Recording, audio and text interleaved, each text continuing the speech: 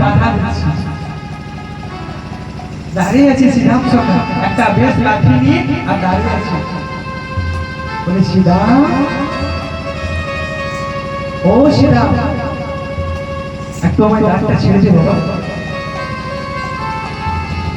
বলে বাবু, আজকে ভগবানের আদেশ আছে মা, আজকে ভগবানের আদেশ আছে, আমি কোনো প্রকার দাগ ছাড়তে পারবো না। এরে শ্রীরাম, তুই কি ঠাট্টা করিস আমার সঙ্গে? তোর যে আমি মা রে,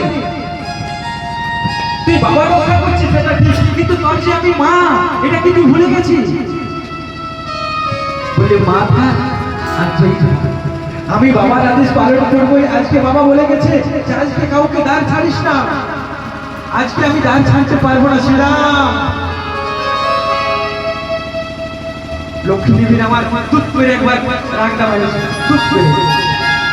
শ্রীরাম, তুই কি বলিস? তোর কি মনে আছে? তুই কাকে আটকাচ্ছিস? তোর মনে আছে? তোর মাকে আটকাচ্ছিস, তোর মাকে আটকাচ্ছিস শ্রীরাম, তোর কি মনে নাই? বলে মা থাকার যেই থাক, আমি তো বলেছিলাম আমার ভগবানের আদেশ, আমি আজকে কাউকে যেতে দিব না, না না। শ্রীরাম, আমি তোকে একটু ভালো করে বলি ভাই, একটু ভালো করে বলি বাবা, শোন, তুই আমাকে ভিতরে যেতে দে, আমাকে দাঁড়টা ছেড়ে দে।